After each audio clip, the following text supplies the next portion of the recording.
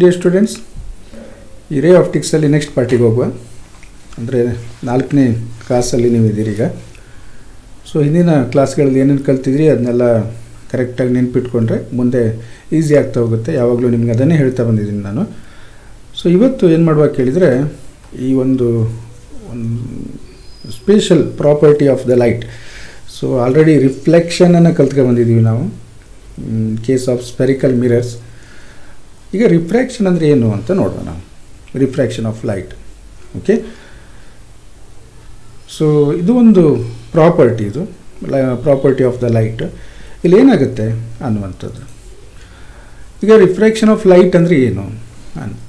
When ray of light travelling from one medium to another medium, ಒಂದು ಮೀಡಿಯಮಿಂದ ಇನ್ನೊಂದು ಮೀಡಿಯಮ್ಗೆ ಹೋಗುವಾಗ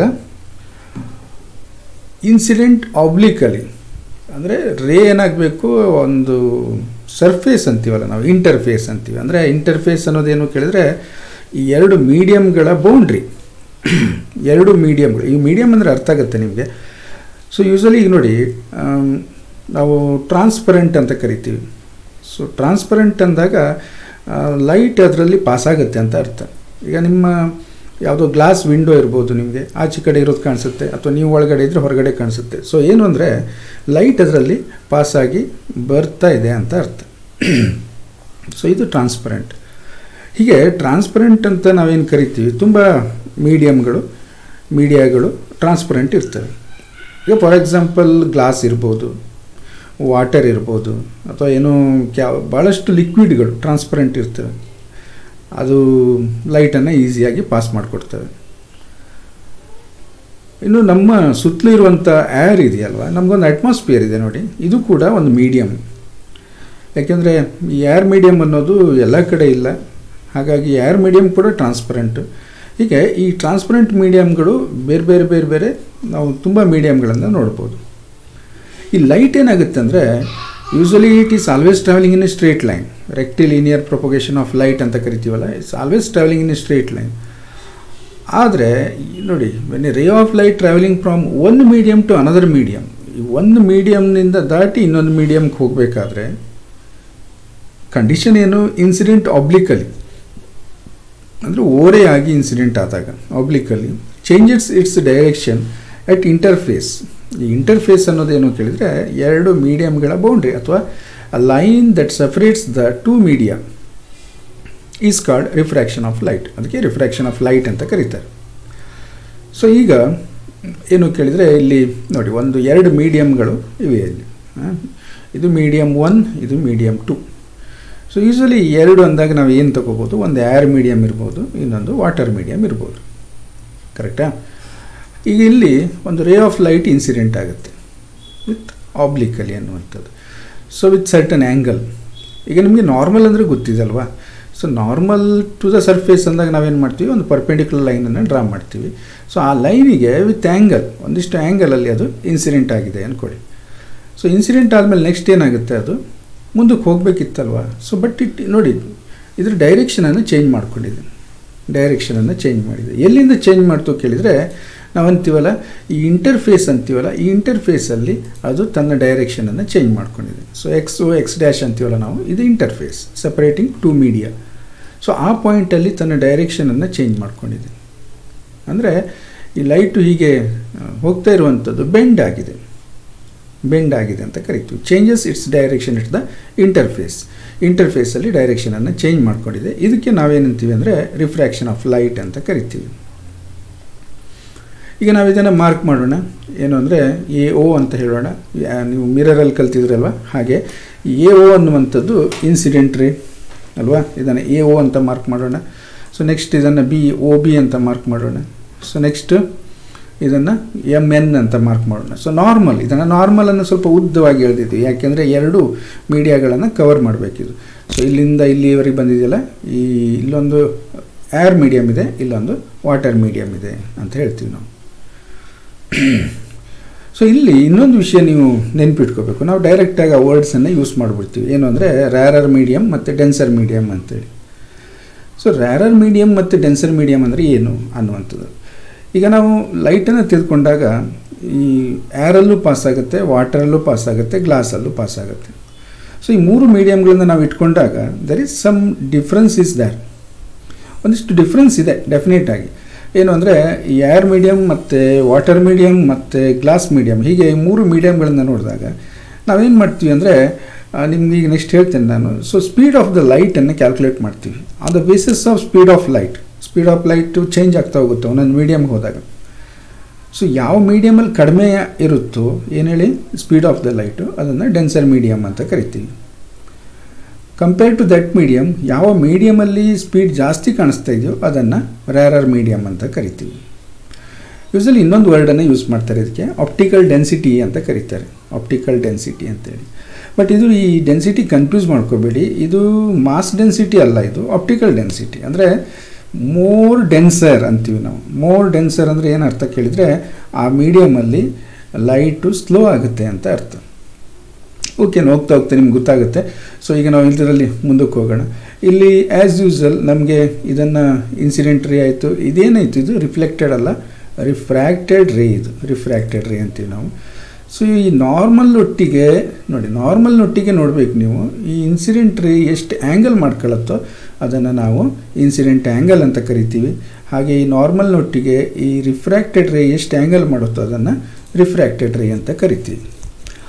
ಇಲ್ಲಿ ಇನ್ನೊಂದು ಟರ್ಮ್ ನಮಗೆ ತಿಳ್ಕೊಳ್ಳೋದು ಬೇಕು. ಯಾಕೆ ಅಂದರೆ ರಿಫ್ಲೆಕ್ಷನ್ಗೂ ಇದಕ್ಕೂ ಒಂದು ಡಿಫ್ರೆನ್ಸ್ ಇದೆ. ಒಂದು ವೇಳೆ ಈ ಇನ್ಸಿಡೆಂಟ್ ರೇಗೆ ಮತ್ತೊಂದು ಮೀಡಿಯಮ್ ಎದುರಾಗಲಿಲ್ಲ ಅಂದ್ಕೊಳ್ಳಿ, there is no change in the direction ಅಂದ್ಕೊಳ್ಳಿ. ಸೊ ಡೈರೆಕ್ಷನ್ ಚೇಂಜ್ ಆಗಿಲ್ಲ ಅಂದರೆ ಅದು ಹೇಗೆ ಹೋಗ್ತಾಯಿತ್ತು, ಸೊ ಈ ಲೈನಲ್ಲಿ ಹೋಗ್ತಾಯಿತ್ತು.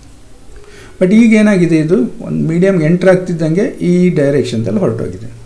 ನೋಡಿ, ಈ ಒಂದು ಡಿವಿಯೇಷನ್ ಇದೆಯಲ್ಲ, ಇದು ಇಷ್ಟು ಇಲ್ಲಿ ಹೋಗಬೇಕಾದರೆ ಇಲ್ಲಿ ಹೋಗ್ತಾ ಇದೆ. ಸೊ ಇದಕ್ಕೆ ನಾವು ಡಿವಿಯೇಷನ್ ಅಂತ ಕರಿತೀವಿ.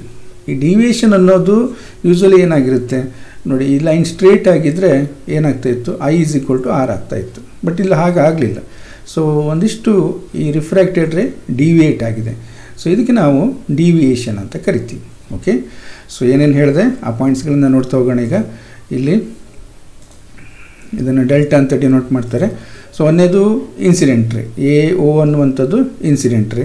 ಓಕೆ, ಸೊ ಕ್ಲಿಯರ್ ಆಯ್ತು. ಇದು AO ಅನ್ನುವಂಥದ್ದು ಇನ್ಸಿಡೆಂಟ್ ರೇ. ನೆಕ್ಸ್ಟ್ ಏನು ಕೇಳಿದರೆ BO, ಇಲ್ಲಿಂದ ಈ ರೇ ಇದೆಯಲ್ಲ OB ಅಥವಾ BO, ಸೊ ಇದನ್ನು ರಿಫ್ರ್ಯಾಕ್ಟೆಡ್ ರೇ ಅಂತ ಕರೀತಾರೆ. ನೆಕ್ಸ್ಟ್ ಏನು ಕೇಳಿದರೆ NOM, ಇದು normal draw near the point of incidence. ಎಲ್ಲಿ ಇನ್ಸಿಡೆಂಟ್ ಆಗಿದೆಯೋ ಆ ಪಾಯಿಂಟಿಗೆ ಪರ್ಪೆಂಡಿಕ್ಯುಲರ್ ಆಗಿ ಲೈನನ್ನು ಡ್ರಾ ಮಾಡ್ತೀವಲ್ಲ, ಅದಕ್ಕೆ ನಾರ್ಮಲ್ ಅಂತ ಕರಿತೀವಿ. Normal draw near the point of incidence. ಇನ್ನು XO X' ಇದೆಯಲ್ಲ, ಈ XO X' ನಾವು ಇಂಟರ್ಫೇಸ್ ಸೆಪರೇಟಿಂಗ್ ಟು ಮೀಡಿಯಾ ಅಂತ ಕರಿತೀವಿ. ಇಂಟರ್ಫೇಸ್ ಸೆಪರೇಟಿಂಗ್ ಟು ಮೀಡಿಯಾ ಅಂತ ಕರಿತೀವಿ. ಸೊ ನೆಕ್ಸ್ಟ್ ಏನು ಕೇಳಿದರೆ ಡಿವಿಯೇಷನ್. ಈ ಡಿವಿಯೇಷನ್ ಹೆಂಗೆ ಕ್ಯಾಲ್ಕುಲೇಟ್ ಮಾಡ್ತೀವಿ ಅಂದರೆ, I ಮತ್ತು Rಗೆ, I ಅಂದರೆ ಆ್ಯಂಗಲ್ ಆಫ್ ಇನ್ಸಿಡೆನ್ಸು, R ಅಂದರೆ angle of refraction. So I ಮತ್ತು Rಗೆ ಎಷ್ಟು ಡಿಫ್ರೆನ್ಸ್ ಇದೆ, I ಮತ್ತು Rಗೆ ಎಷ್ಟು ಡಿಫ್ರೆನ್ಸ್ ಇದೆಯೋ ಆ ಆ್ಯಂಗಲಿಗೆ ನಾವು ಡಿವಿಯೇಷನ್ ಅಂತ ಕರಿತೀವಿ. ಕ್ಲಿಯರ್ ಆಯ್ತಾ ಇದು? I ಮತ್ತು Rಗೆ ಇರುವ difference angle I, difference angle R. ಯಾಕೆ ಹೀಗೆ ಅಂದರೆ, ಒಂದು ವೇಳೆ ನೀವು ಇಲ್ಲೊಂದು ಸ್ಪೆಷಲ್ ಏನು ಅಂದರೆ, ಈ ರಿಫ್ರ್ಯಾಕ್ಷನ್ದಲ್ಲಿ ಲೈಟ್ ಈ ಕಡೆ ಇತ್ತಲ್ವ, ನೀವು ಈ ರೇ ಇನ್ಸಿಡೆಂಟ್ ಆಯಿತು, ರಿಫ್ರ್ಯಾಕ್ಟ್ ಆಯಿತು, ನೀವು ಲೈಟನ್ನು ಇಲ್ಲಿ ತನ್ನಿ. ಸೊ ರಿವರ್ಸಿಬಿಲಿಟಿ ಆಫ್ ಪಾತ್ ಅಂತ ಕರೀತಾರೆ. ಅಂದರೆ ನೀವು ಇಲ್ಲಿ ಲೈಟನ್ನು ಇಲ್ಲಿ ಇಟ್ಕೊಂಡ್ರೆ ರೇ ಮತ್ತೇನಾಯಿತು, ಇದು ಇನ್ಸಿಡೆಂಟ್ ರೇ ಆಯಿತು, I ಆಯಿತು. ಸೊ ಇದೇನಾಗುತ್ತೆ, ಹೀಗೆ ರಿಫ್ರ್ಯಾಕ್ಟೆಡ್ ರೇ ಆಗುತ್ತೆ. ಏನು ಅಬ್ಸರ್ವ್ ಮಾಡಿದ್ರಿ ನೀವು? ಒಂದು ವೇಳೆ ಲೈಟು ಡೆನ್ಸರ್ ಮೀಡಿಯಮಿಂದ, ನೋಡಿ ನಾನು ಹೇಳ್ತಾ ಇರೋದು, ಡೆನ್ಸರ್ ಮೀಡಿಯಮಿಂದ ರೇರರ್ ಮೀಡಿಯಮ್ಗೆ ಹೋದರೆ ರಿಫ್ರ್ಯಾಕ್ಷನ್ ಆ್ಯಂಗಲು ಜಾಸ್ತಿ ಆಗುತ್ತೆ. ಅದು ನಾವೀಗ ಸ್ಟಡಿ ಮಾಡಿದ್ವಲ್ಲ, ರೇರರ್ ಮೀಡಿಯಮಿಂದ ಡೆನ್ಸರ್ ಮೀಡಿಯಮ್ಗೆ ಹೋದರೆ ರಿಫ್ರ್ಯಾಕ್ಷನ್ ಆ್ಯಂಗಲು ಕಡಿಮೆ ಆಗುತ್ತೆ. ಓಕೆ, ಅಬ್ಸರ್ವ್ ಮಾಡಿದ್ರಲ್ವ ನೀವು? ಓಕೆ, ನಾವು ಮುಂದಕ್ಕೆ ಹೋಗೋಣ. ಇಲ್ಲಿ ಲಾಸ್ ಆಫ್ ರಿಫ್ರ್ಯಾಕ್ಷನ್ ಅಂತ ಕರಿತೀವಿ. ಒಂದು 2 ಲಾಗಳನ್ನು ನಾವಿಲ್ಲಿ ಹೇಳ್ತೀವಿ. ಸೊ ಲಾಸ್ ಆಫ್ ರಿಫ್ರ್ಯಾಕ್ಷನ್ ಅನ್ನುವಂಥದ್ದು, ಸೊ ರಿಫ್ರ್ಯಾಕ್ಷನ್ ಆಗಿರುವಂಥದ್ದು ನಮ್ಮ ಕಣ್ಮುಂದೆ ಇದೆ. So ray of light incident ಆಗಿ ಇಟ್ ಬೆಂಡ್ಸ್, ಈಗ ಬೆಂಡ್ ಆಗಿದೆ ಅಥವಾ change in direction at the ಇಂಟರ್ಫೇಸಲ್ಲಿ ಅದರ ಡೈರೆಕ್ಷನ್ ಚೇಂಜ್ ಆಗಿದೆ. ಸೊ ಅದಕ್ಕೆ ನಾವು 2 ಲಾಗಳನ್ನು ನೋಡ್ತೀವಿ. ಸೊ ಫಸ್ಟ್ ಲಾ ಅಂತ ಏನು ಹೇಳ್ತೀವಿ ಅಂದರೆ, ಇನ್ಸಿಡೆಂಟ್ ರೇ, ರಿಫ್ರ್ಯಾಕ್ಟೆಡ್ ರೇ ಆ್ಯಂಡ್ ದ ನಾರ್ಮಲ್. ಏನೇನಾಯ್ತು ಇದು? ಇನ್ಸಿಡೆಂಟ್ ರೇ, ದಿಸ್ ಒನ್ ಈಸ್ ರಿಫ್ರ್ಯಾಕ್ಟೆಡ್ ರೇ, and this one is normal to the interface ಅಥವಾ drawn at the point of incidence. at the point of incidence. All lie in the same plane. So ಇದನ್ನು ತುಂಬ sir ನಾನು ನಿಮಗೆ explain ಮಾಡಿದ್ದೀನಿ ಹಿಂದಿನ ಕ್ಲಾಸ್ಗಳಲ್ಲಿ. Same ಪ್ಲೇನಲ್ಲಿರೋದು ಅಂದರೆ so ಇವೆಲ್ಲ ಒಂದೇ ಒಂದು ಪ್ಲೇನ್ ಅಂದರೆ ಗೊತ್ತಾಗುತ್ತಲ್ಲ ನಿಮಗೆ. ಈ ನೀವು ನೋಡ್ತಾ ಇರೋ ಸ್ಕ್ರೀನ್ ಇರ್ಬೋದು ಅಥವಾ ಬ್ಲ್ಯಾಕ್ ಬೋರ್ಡ್ ಇರ್ಬೋದು, ನಿಮ್ಮ ಟೇಬಲ್ ಇರ್ಬೋದು, ಟೇಬಲ್ನ ಒಂದು ಟಾಪ್ ಸರ್ಫೇಸ್ ಇದೆಯಲ್ಲ ಅವೆಲ್ಲ ಪ್ಲೇನ್. ಸೊ ನೀವು ಒಂದು ಪ್ಲೇನ್ನಲ್ಲಿ ಇಟ್ಕೊಂಡು ಈ ಎಕ್ಸ್ಪೆರಿಮೆಂಟನ್ನು ಮಾಡಿದ್ರೆ ಈ 3 ಲೈನ್ಗಳು ಯಾವ್ಯಾವುದು, ಇನ್ಸಿಡೆಂಟ್ ರೇ ಮತ್ತು ರಿಫ್ರ್ಯಾಕ್ಟೆಡು ಮತ್ತು ನಾರ್ಮಲ್, ಈ 3 ಲೈನ್ಗಳು ಒಂದೇ ಪ್ಲೇನ್ನಲ್ಲಿ ಇರ್ತದೆ. So they are lying in the same planes, ಒಂದೇ ಪ್ಲೇನ್ನಲ್ಲಿ ಇರ್ತದೆ ಅನ್ನೋದು ಒಂದು ಫಸ್ಟ್ ಲಾ ಅನ್ಬೋದು ಅಥವಾ ಒಂದು ಲಾ ಅಂತ ಹೇಳ್ತೀವಿ ನಾವು, ಲಾ ಆಫ್ ರಿಫ್ರ್ಯಾಕ್ಷನ್ ಅಂತ ಕರಿತೀವಿ. ಇನ್ನೊಂದು ಲಾ ಇದೆ ವೆರಿ ಇಂಪಾರ್ಟೆಂಟ್, ಅದಕ್ಕೆ ನಾವು ಸ್ನೆಲ್ಸ್ ಲಾ ಅಂತ ಕರಿತೀವಿ. ಸೊ ಈ ಸ್ನೆಲ್ಸ್ ಅನ್ನೋರು ತುಂಬ ಎಕ್ಸ್ಪೆರಿಮೆಂಟ್ಗಳನ್ನು ಮಾಡಿ ಒಂದು ಕನ್ಕ್ಲೂಷನಿಗೆ ಬರ್ತಾರೆ. ನೋಡಿ, ಇದು ನೀವು ಫಸ್ಟ್ ಪಿ ಯುದಲ್ಲಿ ಕಲ್ತ್ಕೊಂಡ್ಬಂದಿದ್ರಿ, ಭಾಳಷ್ಟು ಎಕ್ಸ್ಪೆರಿಮೆಂಟನ್ನು ಮಾಡಿ ಥಿಯರಿಗೆ ಬರೋದು, ಥಿಯರಿ ನೋಡಿಕೊಂಡು ಎಕ್ಸ್ಪೆರಿಮೆಂಟ್ಗೆ ಹೋಗೋದು ವೆರಿಫಿಕೇಷನ್ ಆಯಿತು ಅಲ್ವಾ. ಬಟ್ ಇಲ್ಲೇನಾಗುತ್ತೆ, ಎಕ್ಸ್ಪೆರಿಮೆಂಟ್ ಮಾಡಿ ಮಾಡಿ ಒಂದು ಲಾಗೆ ಬರ್ತೀವಿ ನಾವು. ಸೊ ಅದಕ್ಕೆ ಸ್ನೆಲ್ಸ್ ಲಾ ಅಂತ ಕರೀತಾರೆ. ಸೊ ಇಲ್ಲೇನಾಗುತ್ತೆ ಕೇಳಿದರೆ, ಒಂದು ಮೀಡಿಯಾಗಳನ್ನು ತಗೊಂಡು ಅಂದರೆ ಒಂದು ರ್ಯಾರರ್, ಒಂದು ಡೆನ್ಸರ್ ಮೀಡಿಯಮ್ ಯಾವುದೇ ಇರ್ಬೋದು, ಏರ್ ವಾಟರ್ ಅಂದ್ಕೊಳ್ಳೋಣ ನಮ್ಮ ಒಂದು ಅನುಕೂಲಕ್ಕೆ. ಸೊ ಯಾವುದೋ ಆಗ್ಬೋದು, ವಾಟರ್ ಮತ್ತು ಗ್ಲಾಸ್ ಆಗ್ಬೋದು. ಇಲ್ಲಿ ವಾಟರ್ ಏನಾಗುತ್ತೆ, ರ್ಯಾರರ್ ಮೀಡಿಯಮ್ ಆಗುತ್ತೆ. ಸೊ ನಮಗೆ ಈಗ ನಾನು ಹೇಳಿದಾಗೆ ಏರ್ ಮತ್ತು ವಾಟರ್ ಅಂತ ತಿಳ್ಕೊಳ್ಳೋಣ. ಸೊ ಅವ್ರು ಏನು ಎಕ್ಸ್ಪೆರಿಮೆಂಟ್ ಮಾಡ್ತಾರೆ ಕೇಳಿದರೆ, ಈ ಆ್ಯಂಗಲ್ ಆಫ್ ಇನ್ಸಿಡೆನ್ಸನ್ನು ಫೈಂಡ್ ಔಟ್ ಮಾಡ್ತಾರೆ. ಇದು ಮಾಡ್ಬೋದು ನೀವು, ಇದ್ರ ಹಿಂದ್ಗಡೆ ಒಂದು ವೈಟ್ ಪೇಪರ್ ಹಾಕ್ಕೊಂಡು ಲೇಸರ್ ಲೈಟನ್ನು ಇಟ್ಕೊಂಡು ಈ ನಾರ್ಮಲೆಲ್ಲ ಡ್ರಾ ಮಾಡ್ಕೊಂಡ್ಬಿಡ್ಬೇಕು. ಸೊ ಅದಕ್ಕೊಂದು ಅರೇಂಜ್ಮೆಂಟ್ ಸಿಗುತ್ತೆ. ಬಟ್ ಯೂಶ್ವಲಿ ನಾವು ಸಿಂಪಲಾಗಿಯೂ ಕೂಡ ಎಕ್ಸ್ಪೆರಿಮೆಂಟನ್ನು ಮಾಡ್ಬೋದು. ಇಲ್ಲಿ ಈ ಆ್ಯಂಗಲನ್ನು ಮೆಜರ್ ಮಾಡ್ಬೋದು, ಆ್ಯಂಗಲ್ ಆಫ್ ಇನ್ಸಿಡೆನ್ಸ್. ಹಾಗೆ ಈ ಆ್ಯಂಗಲ್ ಆಫ್ ರಿಫ್ರ್ಯಾಕ್ಷನನ್ನು ಮೆಜರ್ ಮಾಡೋದು. ಏನು ಮಾಡೋದು ನಾವು, ಆ್ಯಂಗಲ್ ಆಫ್ ಇನ್ಸಿಡೆನ್ಸನ್ನು ಚೇಂಜ್ ಮಾಡ್ತಾ ಹೋಗೋದು. ಆ್ಯಂಗಲ್ ಆಫ್ ಇನ್ಸಿಡೆನ್ಸ್ ಚೇಂಜ್ ಆದಾಗ ಆರ್ ವ್ಯಾಲ್ಯೂನು ಚೇಂಜ್ ಆಗುತ್ತೆ, ಐ ಚೇಂಜ್ ಆದ ಹಾಗೆ ಆರ್ ವ್ಯಾಲ್ಯೂ ಚೇಂಜ್ ಆಗುತ್ತೆ.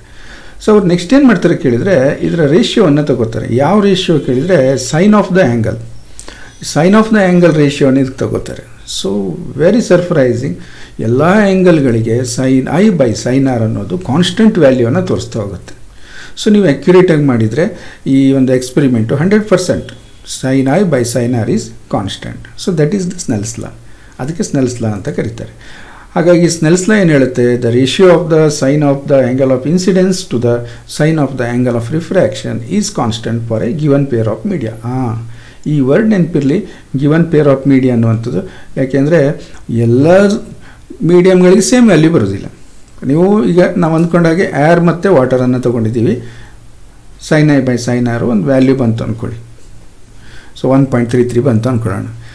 ನೀವು ಏರ್ ಮತ್ತು ವಾಟ್ರನ್ನ ತಗೊಂಡು ಬೇರೆ ಬೇರೆ ಆ್ಯಂಗಲಲ್ಲಿ ನೋಡ್ತೀರಿ, ಸೇಮ್ ವ್ಯಾಲ್ಯೂ ಬರುತ್ತೆ. ಈಗ ನೆಕ್ಸ್ಟ್ ಏನು ಮಾಡ್ತೀರಿ, ಏರ್ ಮತ್ತು ಗ್ಲಾಸನ್ನು ತಗೊಂಡ್ರಿ ಅಂದ್ಕೊಳ್ಳಿ, 1.33 ಬರೋದಿಲ್ಲ, ಚೇಂಜ್ ಆಗಿಬಿಡುತ್ತೆ ವ್ಯಾಲ್ಯೂ. ಸೊ ಅದಕ್ಕೆ ಗಿವನ್ ಪೇರ್ ಆಫ್ ಮೀಡಿಯಾಗೆ ಇದು ಕಾನ್ಸ್ಟೆಂಟು. ಯಾವುದು, ಈ ratio of sine of the angle of incidence to the sine of the angle of refraction is constant for a given pair of media. So this is Snell's law. ಈ Snell's log ಒಂದು limitation ಇದೆ. ಎಲ್ಲಾದರೂ competitive ಎಕ್ಸಾಮ್ಗೆ ಅಥವಾ 1 ಮಾರ್ಕಿಗೂ ಕೇಳಿಬಿಡ್ತಾರೆ. ಏನು limitation ಹಾಗಾದರೆ?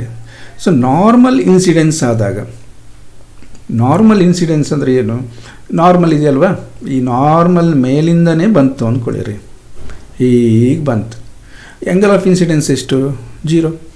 Angle of incidence 0. So 0 angle of incidence ಆಯ್ತಲ್ವ. Refraction ಏನಾಗುತ್ತೆ, ನೋ ರಿಫ್ರ್ಯಾಕ್ಷನ್, ಸ್ಟ್ರೇಟಾಗಿ ಪಾಸ್ ಆಗುತ್ತೆ. ನೋಡಿ, ಅದಕ್ಕೂ ಒಂದು ಆಪ್ಷನ್ ಇದೆ. ಏನು, ನಾವು ಇಷ್ಟೊತ್ತು ರಿಫ್ರ್ಯಾಕ್ಷನ್ ಅಂದಾಗ ಏನಂದ್ವಿ, ray of light traveling from one medium to another medium obliquely with certain angle, it changes its direction ಅಂತ ಹೇಳಿದ್ವಲ್ಲ. ಬಟ್ ಡೈರೆಕ್ಷನ್ ಚೇಂಜ್ ಆಗದೆ ಒಂದು ಮೀಡಿಯಮಿಂದ ಇನ್ನೊಂದು ಮೀಡಿಯಮ್ಗೆ ಲೈಟ್ ಪಾಸ್ ಆಗಬೇಕಂದ್ರೆ ಏನು ಮಾಡ್ಬೋದು ನಾವು, ನಾರ್ಮಲ್ ಇನ್ಸಿಡೆನ್ಸ್ ಮಾಡೋದು.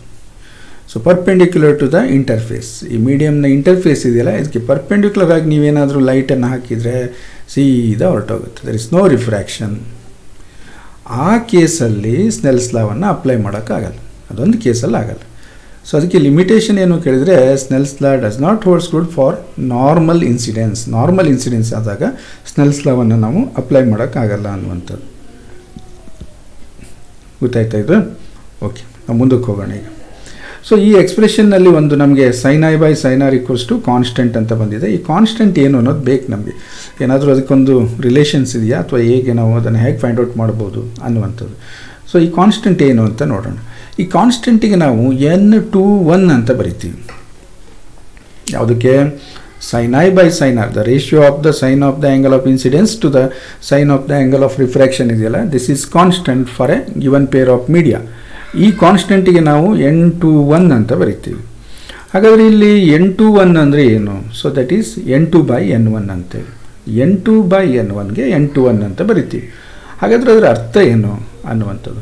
ಸೊ n2 by n1 ಇದೆಯಲ್ಲ, ಈ n1 ಮತ್ತು n2ಗೆ ನಾವು refractive index of the medium ಅಂತ ಕರಿತೀವಿ. ಇದೊಂದು ಇಂಡೆಕ್ಸ್, ಇದೊಂದು ಏನಂತೀರಿ, so which give the value of the refraction for that medium.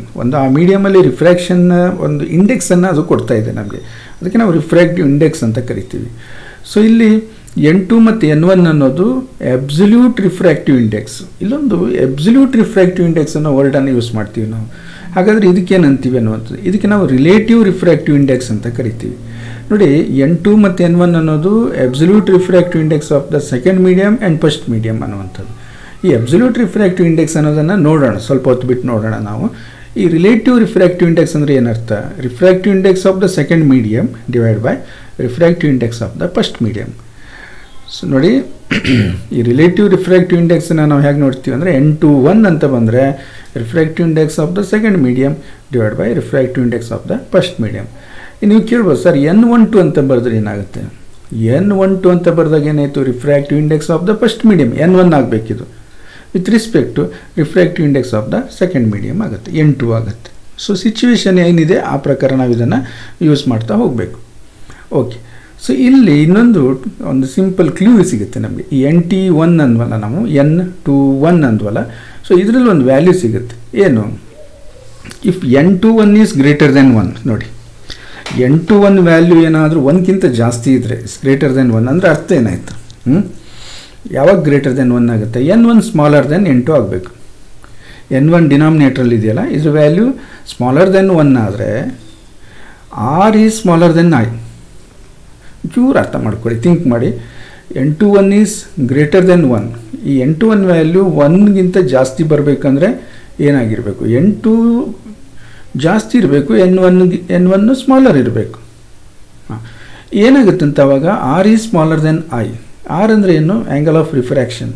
Angle of refraction smaller than angle of incidence. ಇನ್ಸಿಡೆನ್ಸ್ಗಿಂತ r ವ್ಯಾಲ್ಯೂ ಕಡಿಮೆ ಇರುತ್ತೆ ಅಂತ ಲೆಕ್ಕಾಚಾರ. ಸೊ ಹಾಗಾದರೆ ಏನರ್ಥ?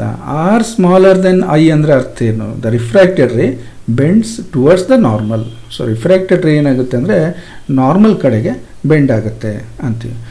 ಒಂದು ವೇಳೆ n21 ಈಸ್ ಸ್ಮಾಲರ್ ದೆನ್ 1, 1ಕ್ಕಿಂತ ಕಡಿಮೆ ಬಂತು ಅಂದರೆ ಏನರ್ಥ? ಸೊ ಯಾವಾಗ ಆಗುತ್ತೆ? ಈ ಡಿನಾಮಿನೇಟರ್ ದೊಡ್ಡದಾಗಬೇಕು ನ್ಯೂಮರೇಟರ್ಗಿಂತ. So n1 is greater than n2 ಅಂದರೆ ಅರ್ಥ ಏನು? n1 ಡೆನ್ಸರ್ ಆಯಿತು, n2 ರೇರರ್ ಆಯಿತು. ಅವಾಗ ಏನಾಗುತ್ತೆ? The refracted ray bends away from the normal. ನಾರ್ಮಲ್ಗಿಂತ ದೂರ ಹೋಗುತ್ತೆ. r is greater than I ಅಂತ ಹೇಳ್ತೀವಿ ನಾವು. ಓಕೆ, ನೆಕ್ಸ್ಟು ಈ ರಿಫ್ರ್ಯಾಕ್ಟಿವ್ ಇಂಡೆಕ್ಸನ್ನು ಕೆಲವೊಮ್ಮೆ ಏನು ಅಂದರೆ ವಾಟ್ ಈಸ್ ಅಥವಾ ಡಿಫೈನ್ ರಿಫ್ರ್ಯಾಕ್ಟಿವ್ ಇಂಡೆಕ್ಸ್ ಅಂತ ಹೇಳ್ತಾರೆ. ಯೂಶ್ವಲಿ ನೀವು ಎಕ್ಸ್ಪೆರಿಮೆಂಟ್ ಮಾಡ್ತೀರಿ, ತಕ್ಷಣಕ್ಕೆ ರಿಫ್ರ್ಯಾಕ್ಟಿವ್ ಇಂಡೆಕ್ಸನ್ನು ಫೈಂಡ್ ಔಟ್ ಮಾಡ್ತೀರಿ. ನೀವು n2 by n1 ಮಾಡಿದರೆ ರಿಫ್ರ್ಯಾಕ್ಟಿವ್ ಇಂಡೆಕ್ಸ್ ಬರುತ್ತೆ. ಬಟ್ ಅದು ಗೊತ್ತಿಲ್ಲ ನಮಗೆ ಸರ್, ನಾವು sin I by sin R ಮಾಡ್ತೀವಿ, ನಮಗೆ ರಿಫ್ರ್ಯಾಕ್ಟಿವ್ ಇಂಡೆಕ್ಸ್ ಸಿಗುತ್ತೆ. ಎಸ್, ಸೊ ಅದಕ್ಕಾಗಿ ಇದನ್ನು ಏನು ಡಿಫೈನ್ ಮಾಡ್ತಾರೆ ಕೇಳಿದರೆ, is the ratio of sine of the angle of incidence to the sine of the angle of refraction. Snell's law ಏನು ಹೇಳ್ತು ಹೇಳಿ? The ratio of sine of angle of incidence to the sine of angle of refraction is constant. ಆ ಕಾನ್ಸ್ಟೆಂಟಿಗೆ ನಾವು refractive index ಅಂತ ಕರಿತೀವಿ. ಆ ಕಾನ್ಸ್ಟೆಂಟನ್ನೇ refractive index ಅಂತ ಕರಿತೀವಿ. ಓಕೆ, ನಾವು ಇಲ್ಲಿ ಅರ್ಧಕ್ಕೆ ಬಿಟ್ಟು ಬಂದಿರುವಂಥದ್ದು absolute refractive index. Absolute refractive index ಅಂದರೆ ಏನು ಅನ್ನುವಂಥದ್ದು ತುಂಬ ಇಂಪಾರ್ಟೆಂಟ್. ನಿಮಗೆ ಕಾಂಪಿಟೇಟಿವ್ ಎಕ್ಸಾಮ್ಗೆಲ್ಲ ಬೇಕಿದ್ರೆ ಮೀನಿಂಗ್ ಗೊತ್ತಿರಬೇಕು. ಸೊ ಅಬ್ಸಲ್ಯೂಟ್ ರಿಫ್ರ್ಯಾಕ್ಟಿವ್ ಇಂಡೆಕ್ಸ್ ಅನ್ನೋದನ್ನು ನಾವು ಹೇಗೆ ಡಿಫೈನ್ ಮಾಡ್ತೀವಿ ಅಂದರೆ, is the defined as the ratio of speed of light in vacuum. Is defined as the ratio of speed of light in vacuum. Speed of light in vacuum or air. ಇಲ್ಲಿ vacuum ಮತ್ತು air comparatively same ಇರುತ್ತೆ. ಏನು? Speed of the light. ಹಾಗಾಗಿ ನಾವೇನಂತೀವಿ ಕೇಳಿದ್ರೆ, speed of the light in vacuum or air to the speed of light in medium. ಯಾವ ಮೀಡಿಯಮಲ್ಲಿ ಅದರ ವೆಲಾಸಿಟಿ ಅಥವಾ ಸ್ಪೀಡ್ ಆಫ್ ದ ಲೈಟ್ ಎಷ್ಟಿದೆಯೋ ಆ ವ್ಯಾಲ್ಯೂಗೆ ನಾವು ರೇಷಿಯೋ ತೆಗೆದುಕೊಂಡ್ರೆ, ಸೊ ಆ ವ್ಯಾಲ್ಯೂ ಏನು ಬರುತ್ತಲ್ಲ ಅದನ್ನು ಅಬ್ಸಲ್ಯೂಟ್ ರಿಫ್ರ್ಯಾಕ್ಟಿವ್ ಇಂಡೆಕ್ಸ್ ಅಂತ ಕರಿತೀವಿ. ನೋಡಿ ಏನಾಯಿತು absolute refractive index? n = c / v. n = c / v. ಇಲ್ಲಿ ಸಿ ಅನ್ನೋದನ್ನು ಗೊತ್ತಿದೆ ನಿಮಗೆ, is the velocity of light ಅಥವಾ speed of the light in vacuum. So speed of the light in ವ್ಯಾಕ್ಯೂಮಲ್ಲಿ ಅದರ ಸ್ಪೀಡ್ ಎಷ್ಟಿದೆ ಅನ್ನುವಂಥದ್ದು. ಸೊ ಇಲ್ಲಿ ನಾನು ವೆಲಾಸಿಟಿ ಅಂದ್ಕೊಂಡು ಮತ್ತು ಸ್ಪೀಡ್ ಅಂತ ಇದ್ದೀನಿ. ಒಂದು ನೆನಪಿರಲಿ, ರೇ ಆಪ್ಟಿಕ್ಸಲ್ಲಿ ನಾವು ಎಲ್ಲೂ ವೆಕ್ಟರನ್ನು ಯೂಸ್ ಮಾಡೋದಿಲ್ಲ. ಡೈರೆಕ್ಷನ್ ಬಗ್ಗೆ ಮಾತಾಡ್ತೀವಿ, but it's not A vector, remember. So ಹೀಗೆ ಹೋಗ್ತಾ ಇದೆ ಹಾಗೆ ಹೋಗ್ತಾ ಇದೆ ಅಂತೀವಿ, ಬಿಟ್ಟರೆ ಆ ಒಂದು ವೆಕ್ಟರ್ ಅಂತ ನಾವೆಲ್ಲೂ ಯೂಸ್ ಮಾಡೋದಿಲ್ಲ. ಯೂನಿಟಲ್ಲಿ ವೆಕ್ಟರನ್ನು ತಂದ್ಕೊಂಡು ಕನ್ಫ್ಯೂಸ್ ಮಾಡ್ಕೋಬೇಡಿ. ಸೊ ವೆಕ್ಟರ್ ಅನ್ನೋದ್ರ ಬಗ್ಗೆ ಬೇರೆ ಬೇರೆ ಕ್ಲೀನಾಗಿ ಅರ್ಥ ಆಗಬೇಕು. ನಾನು ಕೆಲವು ಈ ಕಾಂಪಿಟೇಟಿವ್ ಹೆಲ್ಪ್ ಆಗುವಂಥ ಕೆಲವು ಕೇಸ್ಗಳನ್ನು ವಿಡಿಯೋಗಳಿವೆ ನನ್ನ ಚಾನಲಲ್ಲಿ. ಸೊ ಅದನ್ನು ನೋಡಿ ನಿಮಗೆ ವೆಕ್ಟರ್ ಬಗ್ಗೆ ಎಲ್ಲ ಇನ್ಫಾರ್ಮೇಷನ್ ಕೊಟ್ಟಿದ್ದೀನಿ ನಾನು. ಯಾವಾಗ ನಾವು ವೆಕ್ಟರ್ ಅನ್ನಬೇಕು, ಯಾವಾಗ ವೆಕ್ಟರ್ ಅನ್ನಬಾರ್ದು ಅನ್ನುವಂಥದ್ದು. ಸೊ ಡೈರೆಕ್ಷನ್ ಇದೆ ಅಂದು ಮಾತ್ರಕ್ಕೆ ಅದು ವೆಕ್ಟರ್ ಆಗೋದಿಲ್ಲ. ಇಲ್ಲಿ ವೆಕ್ಟರ್ ಅನ್ನಬೇಕಾದ್ರೆ ಏನು ಕೇಳಿದರೆ, ಆ ಡೈರೆಕ್ಷನ್ ಚೇಂಜ್ ಆದಾಗ ಅದರ ವ್ಯಾಲ್ಯೂ ಚೇಂಜ್ ಆಗುತ್ತಾ ಅಂತ ನೋಡಬೇಕು. ಇದು ಇಂಪಾರ್ಟೆಂಟ್. ಓಕೆ, ಇರಲಿ ಬಿಡಿ. ನೆಕ್ಸ್ಟ್ ಈಗ ಇಲ್ಲಿಗೆ ಬರೋಣ. ಸೊ ಅಬ್ಸಲ್ಯೂಟ್ ರಿಫ್ರಾಕ್ಟಿವ್ ಇಂಡೆಕ್ಸ್ ಅಂತೀವಲ್ಲ ನಾವು, n=c/v velocity or speed of the light. ಇದಕ್ಕೆ ನಾವು ಅಬ್ಸಲ್ಯೂಟ್ ರಿಫ್ರಾಕ್ಟಿವ್ ಇಂಡೆಕ್ಸ್ ಅಂತ ಕರಿತೀವಿ. ಈಗ ಇಲ್ಲಿಗೆ ಬಂದರೆ n1 ಅನ್ನೋದು ಅಬ್ಸಲ್ಯೂಟ್ ರಿಫ್ರಾಕ್ಟಿವ್ ಇಂಡೆಕ್ಸು, n2 ಅನ್ನೋದು ಅಬ್ಸಲ್ಯೂಟ್ ರಿಫ್ರಾಕ್ಟಿವ್ ಇಂಡೆಕ್ಸ್. ಇದರ ರೇಷಿಯೋವನ್ನು ನಾವು ಸಿಂಪಲ್ ಆಗಿ ಏನಂತೀವಿ ಅಂದರೆ ರಿಲೇಟಿವ್ ರಿಫ್ರಾಕ್ಟಿವ್ ಇಂಡೆಕ್ಸ್ ಅಂತ ಕರಿತೀವಿ, ಇಲ್ಲ ಶಾರ್ಟಾಗಿ ರಿಫ್ರಾಕ್ಟಿವ್ ಇಂಡೆಕ್ಸ್ ಅಂದ್ಬಿಡ್ತೀವಿ. ಯಾಕೆಂದರೆ ರೂಢಿ ನಾವು ಅದನ್ನೇ ಹೆಚ್ಚಿನದಾಗಿ ಬಳಸೋದು. ಅಬ್ಸಲ್ಯೂಟ್ಗಿಂತ ನಾವು ರಿಲೇಟಿವನ್ನೇ ಬಳಸ್ತೀವಿ, ರಿಲೇಟಿವ್ ರಿಫ್ರಾಕ್ಟಿವ್ ಇಂಡೆಕ್ಸನ್ನು. ಹಾಗಾಗಿ ನಾವೇನಂತೀವಿ ಅಂದರೆ n21 ರಿಫ್ರಾಕ್ಟಿವ್ ಇಂಡೆಕ್ಸ್ ಅಂತೀವಿ. ಇನ್ನು ಭಾಳ ಸ್ವಲ್ಪ ಸ್ಟ್ಯಾಂಡರ್ಡ್ ಆಗಿ ಹೇಳಿದ್ರೆ refractive index of the second medium with respect to first medium ಅಂತ ಕರಿತೀವಿ. ಅರ್ಥ ಆಯ್ತಾ? Refractive index of the second medium with respect to first medium ಅಂತ ಹೇಳ್ತೀವಿ. ಹಾಗಾಗಿ ನಾವು ಈ ಅಬ್ಸಲ್ಯೂಟ್ ರಿಫ್ರಾಕ್ಟಿವ್ ಇಂಡೆಕ್ಸ್ನಲ್ಲಿ n1 ಅಥವಾ n2 ಹೇಳೋದಾದರೆ ಏನು ಮಾಡ್ತೀವಿ, n1 c/v1. ನಮಗೆ ಈ ಡೆಫಿನೇಷನ್ ಇದೆಯಲ್ಲ ಅಬ್ಸಲ್ಯೂಟ್ ರಿಫ್ರಾಕ್ಟಿವ್ ಇಂಡೆಕ್ಸ್ನ ಡೆಫಿನೇಷನ್ನು. So n1 c/v1. ಹಾಗೆ n2 ಅನ್ನೋದಾದ್ರೆ ಏನು ಮಾಡ್ತೀವಿ, c/v2 ಅಂತ ಬರಿತೀವಿ. ಓಕೆ, ಸೊ n2 ಅನ್ನೋದು c/v2. ಇಲ್ಲಿವರೆಗೆ ನಮಗೆ ಕ್ಲೀನಾಗಿ ಅರ್ಥ ಆಗಿದೆ. Refractive index, absolute refractive index ಅನ್ನೋದು. ಸೊ ಸ್ನೆಲ್ಸ್ನಲ್ಲಿ ಬರುವಂಥ ಕಾನ್ಸ್ಟೆಂಟ್ ಏನು ಅಂತ ಗೊತ್ತಾಯಿತು. ಇನ್ನು ರಿಫ್ರಾಕ್ಷನ್ ಅಂದರೆ ಏನು ಅಂತ ಗೊತ್ತಾಯಿತು. ಈಗ ನಾವು ಮುಂದಕ್ಕೆ ಹೋಗೋಣ. ಈಗ ನಾವು ಸ್ನೆಲ್ಸ್ ಲಾವನ್ನು ತಗೊಂಡ್ರೆ sin i/sin r is constant, that is n21 ಅಲ್ವಾ. n21 ಅಂದರೆ ಗೊತ್ತಿದೆ ನಿಮಗೆ, n2/n1. n21 ಅಂದರೆ n2/n1. ಸೊ ಹಾಗಾಗಿ n2 ಅನ್ನೋದನ್ನು ಅಬ್ಸಲ್ಯೂಟ್ ರಿಫ್ರಾಕ್ಟಿವ್ ಇಂಡೆಕ್ಸ್ ಆಗಿ ನಾವು ಸಬ್ಸ್ಟಿಟ್ಯೂಟ್ ಮಾಡಿದರೆ that is c/v2. n2 c/v2. ಹಾಗೆ n1 ಅನ್ನೋದು c/v1 ಆಯಿತು. ಈಗ ಸಿ ಸೇಮ್ ವ್ಯಾಲ್ಯೂ ಇರುವಂಥದ್ದು, velocity or speed of light in vacuum or in air medium. So cancel ಆಗಿ ಹೊರಟೋಯ್ತು. ಉಳ್ಕೊಳ್ಳೋದೇನೋ v1/v2. ನೋಡಿ, ಒಂದು ಯೂಸ್ಫುಲ್ ರಿಲೇಷನ್ ಸಿಕ್ತು ನಮಗೆ. sin i/sin r ಅನ್ನೋದರ ಅರ್ಥ v1/v2, that is the speed of the light in the first medium divide by speed of the light in the second medium. ನೋಡಿ, confuse ಮಾಡ್ಕೋಬೇಡಿ. Speed of the light in the first medium, ಎಲ್ಲಿಂದ ರೇ ಹೊರಟಿದೆ ಅದು first medium, ಎಲ್ಲಿ refraction ಆಗಿದೆಯೋ ಅದು second medium. So v1/v2 and is also equals to λ1/λ2. ಎಲ್ಲಿಂದ ಬಂತಿದ್ದು? So you know that v is equal to nu lambda. So ಕೆಲವೊಮ್ಮೆ ಇದನ್ನು ಎಫ್ ಲ್ಯಾಂಬ್ಡಾ ಅಂತ ಕರಿತೀವಲ್ಲ ನಾವು. ಬಟ್ ಇಲ್ಲಿ ಏನಾಗಿದೆ ಅಂದರೆ ಎಫನ್ನು ನಾವು ಬೇರೆ ಬೇರೆ ಕೆಲಸಕ್ಕೆ ಯೂಸ್ ಮಾಡಿಬಿಟ್ಟಿದ್ದೀವಿ, ತುಂಬ ಕಡೆ ಯೂಸ್ ಮಾಡಿದ್ದೀವಿ. ಸೊ ಅದಕ್ಕೆ ನ್ಯೂ ಫ್ರೀಕ್ವೆನ್ಸಿಯನ್ನು ನ್ಯೂ ಅಂತ ಬರೀತಾರೆ. ವಿ ಅಂದರೆ ಸ್ಪೀಡ್ ಅಥವಾ ವೆಲಾಸಿಟಿ ಅಂತೀವಲ್ಲ, ಲ್ಯಾಂಬ್ಡಾ ಅನ್ನೋದು ವೇವ್ ಲೆಂತ್. ಸೊ ಹಾಗಾಗಿ v is equal to nu lambda ಅಂತ ಬರಿತೀವಿ. ನ್ಯೂ ಅನ್ನೋದು ಫ್ರೀಕ್ವೆನ್ಸಿ. ಇಲ್ಲಿ ಇನ್ನೊಂದು ಇಂಪಾರ್ಟೆಂಟ್ ಥಿಂಗ್ ಏನು ಅಂದರೆ ಈ ವಿ ಚೇಂಜ್ ಆಗುತ್ತೆ, ಗೊತ್ತಾಯ್ತು ನಮಗೆ. ಒಂದು ಮೀಡಿಯಮಿಂದ ಇನ್ನೊಂದು ಮೀಡಿಯಮ್ಗೆ ಹೋದಾಗ ಇದರ ಸ್ಪೀಡ್ ಚೇಂಜ್ ಆಗುತ್ತೆ. ಯಾವುದು? ಲೈಟಿನ ಸ್ಪೀಡು. ಈ ಇಕ್ವೇಷನ್ ಅಲ್ವಾ ಇದು. ಈ ಲೆಫ್ಟ್ ಸೈಡ್ ಚೇಂಜ್ ಆದರೆ ರೈಟ್ ಸೈಡು ಚೇಂಜ್ ಆಗಬೇಕು. ಸೊ ರೈಟ್ ಸೈಡಲ್ಲಿ ಟೂ ಟರ್ಮ್ಸ್ ಇದೆ, ಒಂದು ಫ್ರೀಕ್ವೆನ್ಸಿ, ಇನ್ನೊಂದು ವೇವ್ ಲೆಂತ್. ಬಟ್ ಎರಡೂ ಚೇಂಜ್ ಆಗ್ಬೋದು ಅಥವಾ ಯಾವ್ದಾದ್ರು ಒಂದು ಚೇಂಜ್ ಆಗ್ಬೋದು. ಬಟ್ ಇಲ್ಲಿ ಏನಾಗುತ್ತೆ ಕೇಳಿದ್ರೆ, ಈ ರಿಫ್ಲೆಕ್ಷನ್ ಆಗುವಾಗ ಅಂದರೆ ಒಂದು ಮೀಡಿಯಮಿಂದ ಇನ್ನೊಂದು ಮೀಡಿಯಮ್ಗೆ ಹೋದಾಗ ಫ್ರೀಕ್ವೆನ್ಸಿ ಕಾನ್ಸ್ಟೆಂಟ್ ಇರುತ್ತೆ ಮಕ್ಕಳೇ. ಫ್ರೀಕ್ವೆನ್ಸಿ ಚೇಂಜ್ ಆಗೋದಿಲ್ಲ, ಬಟ್ ವೇವ್ ಲೆಂತ್ ಚೇಂಜ್ ಆಗಿಬಿಡುತ್ತೆ. ವೇವ್ ಲೆಂತ್ ಚೇಂಜ್ ಆಗುತ್ತೆ. ಸೊ ವಿ ಇನ್ಕ್ರೀಸ್ ಆದರೆ ವೇವ್ ಲೆಂತ್ ಇನ್ಕ್ರೀಸ್ ಆಗುತ್ತೆ, ವಿ ಡಿಕ್ರೀಸ್ ಆದರೆ ವೇವ್ ಲೆಂತ್ ಡಿಕ್ರೀಸ್ ಆಗುತ್ತೆ. ಯಾಕೆ ಹೇಳಿ? Directly proportional. ಮಧ್ಯೆ ಇರೋದು ಕಾನ್ಸ್ಟೆಂಟ್, ಫ್ರೀಕ್ವೆನ್ಸಿ ಚೇಂಜ್ ಆಗೋದಿಲ್ಲ. ನೆನ್ಪಿಟ್ಕೊಳ್ಳಿ, ರಿಫ್ರಾಕ್ಷನ್ ಆಗುವಾಗ ಫ್ರೀಕ್ವೆನ್ಸಿ ಚೇಂಜ್ ಆಗೋದಿಲ್ಲ. ಸೊ ಯಾಕೆ ಅಂದರೆ frequency is the measure of energy. ಒಂದು ಫ್ರೀಕ್ವೆನ್ಸಿ ಅಂದಾಗ ನಾವು ಎನರ್ಜಿಯ ಒಂದು ಮೆಜರ್ಮೆಂಟಲ್ಲಿ ನಾವು ಅದನ್ನು ಯೂಸ್ ಮಾಡ್ತೀವಿ. ಸೊ ಫ್ರೀಕ್ವೆನ್ಸಿ ಏನು ಕೇಳಿದರೆ either if it absorbs, body absorb ಆಯಿತು ಎನರ್ಜಿ ಅಂದರೆ ಫ್ರೀಕ್ವೆನ್ಸಿ ಚೇಂಜ್ ಆಗುತ್ತೆ. ಸೊ ಇಲ್ಲಿ ಅಂಥ ಕೇಸ್ಗಳಿಲ್ಲ. ರೇ ಬಂದಿರೋದು ಮತ್ತೊಂದು ಮೀಡಿಯಮ್ಗೆ ಎಂಟರ್ ಆಗಿದೆ ಕಂಪ್ಲೀಟ್ಲಿ. ಸೊ ಅಲ್ಲಿ ರಿಫ್ರಾಕ್ಷನ್ ಆಗಿದೆ only due to the change in speed of the light and hence change in the wavelength. Okay, clear ಆಯಿತು? ಮುಂದಕ್ಕೆ ಹೋಗೋಣ. ಸೊ ಕೆಲವು ಒಂದು ರಿಫ್ರಾಕ್ಟಿವ್ ಇಂಡೆಕ್ಸನ್ನು ಇಲ್ಲಿ ಒಂದು ಟೇಬಲ್ ಇದೆ ಇದರಲ್ಲಿ. ಸೊ ಇದನ್ನು ಸ್ವಲ್ಪ ನೋಡಿದರೆ ನಿಮ್ಗೆ ಏನಾಗುತ್ತೆ ಅಂದರೆ ತುಂಬ ಹೆಲ್ಪ್ ಆಗುತ್ತೆ. ಕಾಮನ್ನಾಗಿ ಕೆಲವೊಂದು ನೆನ್ಪಿಟ್ಕೋಬೇಕು ನಾವು. ಅಂದರೆ ಎಲ್ಲೋ ಒಂದು ಕಡೆಗೆ ನಿಮಗೆ ಈ ಯೂನಿಟನ್ನು ಪ್ರಾಕ್ಟೀಸ್ ಮಾಡ್ತಾ ಮಾಡ್ತಾ ನಿಮಗೆ ಕೆಲವು ವ್ಯಾಲ್ಯೂಸ್ ಎಲ್ಲ ಫ್ಯಾಮಿಲಿಯರ್ ಆಗೋಗುತ್ತೆ. ನೋಡಿ, ವ್ಯಾಕ್ಯೂಮ್ ಇದ್ದಾಗ ಏನಾಗುತ್ತೆ, ನಾವು C/V ಅಂತೀವಲ್ಲ ಅಬ್ಸಲ್ಯೂಟ್ ರಿಫ್ರಾಕ್ಟಿವ್ ಇಂಡೆಕ್ಸನ್ನು, C/C ಮಾಡಿದರೆ ಏನು ಬರುತ್ತೆ? 1 ಬರುತ್ತೆ. ಹೌದಾ? ಸೊ ವ್ಯಾಕ್ಯೂಮ್ಗೆ ಏನು ಅಂತೀವಿ ನಾವು? ರಿಫ್ರಾಕ್ಟಿವ್ ಇಂಡೆಕ್ಸನ್ನು 1 ಅಂತ ಕರಿತೀವಿ. ಏರ್ ಮೀಡಿಯಮ್ ಬಂದಾಗ ಏನಾಯಿತು ಗೊತ್ತಾ? C/V ಮಾಡ್ತೀವಿ ನಾವು. C/V ಮಾಡಿದಾಗ ಸೊ ನೋಡಿ ಎಷ್ಟಿದೆ ವ್ಯಾಲ್ಯೂ? 1.000, 3 zeros ಆದಮೇಲೆ 29 ಇದೆ. ನಾವಿಲ್ಲಿ ಏನು ಮಾಡ್ಬೋದು? ಹಾಗಾಗಿ ಅಷ್ಟೊಂದು ಸಣ್ಣ ವ್ಯಾಲ್ಯೂ ಇದೆಯಲ್ಲ, 0.00029, ಇದನ್ನು ನೆಗ್ಲೆಕ್ಟ್ ಮಾಡ್ತೀವಿ, ಆಲ್ಮೋಸ್ಟ್ 1 ಅಂತಲೇ ತಗೋತೀವಿ. ಅಂಥ ಒಂದು ಸ್ಪೆಷಲ್ ಕೇಸ್ಗಳಲ್ಲಿ ನಾವು ಇದನ್ನು ಕನ್ಸಿಡರ್ ಮಾಡ್ತೀವಿ.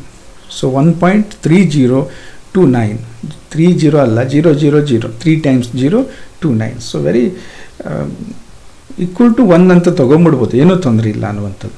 ಇನ್ನು ವಾಟರ್ಗೆ ಬಂದಾಗ this is 1.33 refractive index.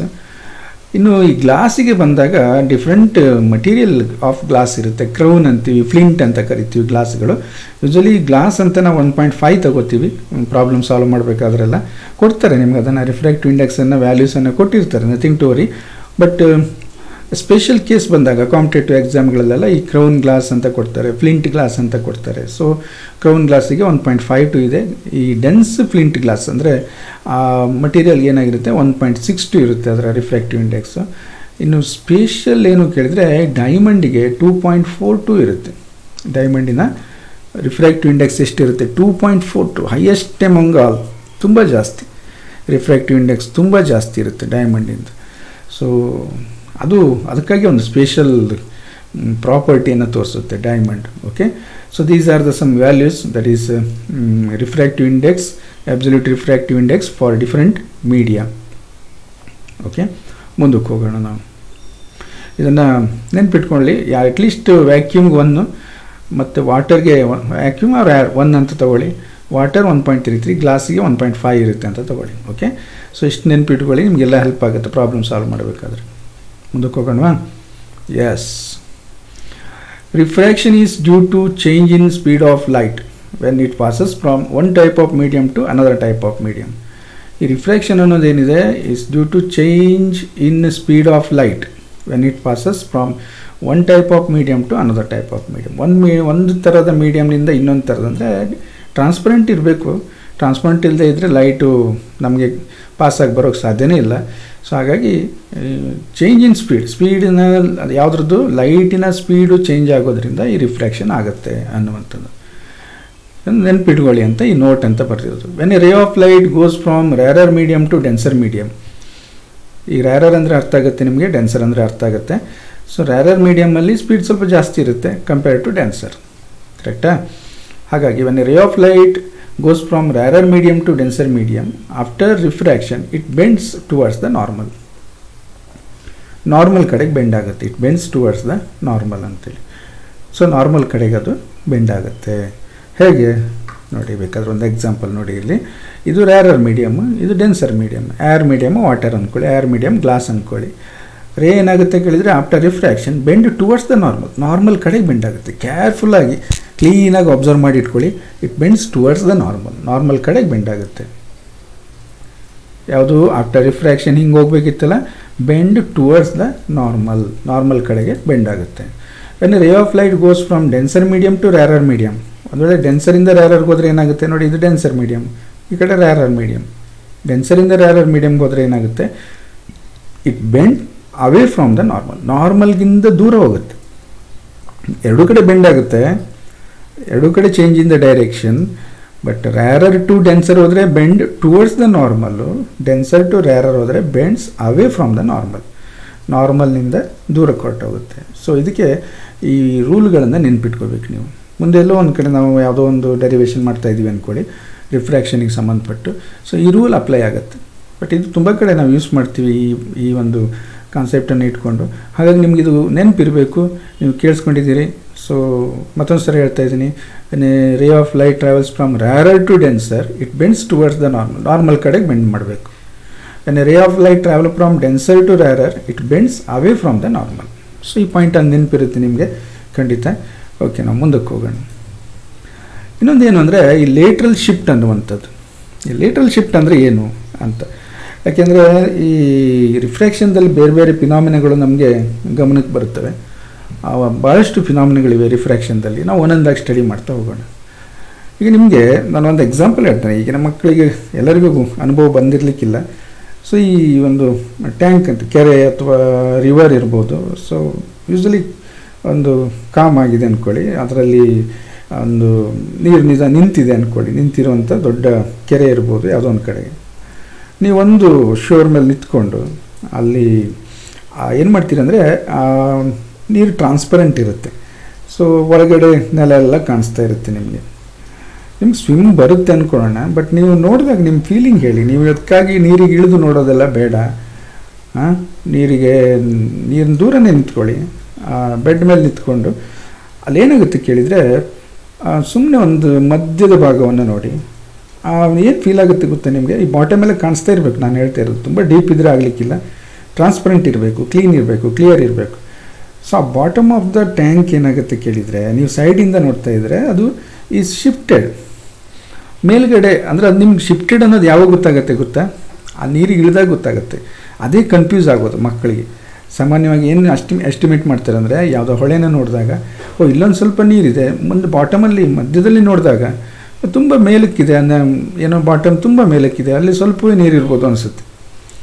But ಈ ಎಸ್ಟಿಮೇಟ್ ಕಂಪ್ಲೀಟ್ಲಿ ರಾಂಗ್ ಅನ್ನೋದನ್ನು ಈಗ ತೋರಿಸ್ತೇನೆ ನಾನು ನಿಮಗೆ. ನೋಡಿ, ನಾವೇನು ಮಾಡೋಣ ಅಂದರೆ ಒಂದು ರೆಕ್ಟ್ಯಾಂಗ್ಯುಲರ್ ಗ್ಲಾಸ್ ಸ್ಲ್ಯಾಬನ್ನು ತೆಗೆದುಕೊಳ್ಳೋಣ. ಸೊ ರೆಕ್ಟ್ಯಾಂಗ್ಯುಲರ್ ಗ್ಲಾಸ್ ಸ್ಲ್ಯಾಬ್ ಅನ್ನೋದಕ್ಕೆ ಬೆಸ್ಟ್ ಎಕ್ಸಾಂಪಲ್ ಅಂದರೆ ನಿಮ್ಮ ಹತ್ರ ಮೊಬೈಲ್ ಇದೆಯಲ್ಲ, ಅದೇ ಶೇಪಿಂದ ಒಂದು ಗ್ಲಾಸ್ ಅಂದ್ಕೊಳ್ಳಿ, ಟ್ರಾನ್ಸ್ಪರೆಂಟ್ ಗ್ಲಾಸ್ ಸ್ಲ್ಯಾಬ್ ಅಂತ ಕರಿತೀವಿ ನಾವು ಅದಕ್ಕೆ. ಸೊ ಅದರಲ್ಲಿ ಲೈಟನ್ನು ಪಾಸ್ ಮಾಡೋದು ಏನಾಗುತ್ತೆ ನೋಡೋಣ.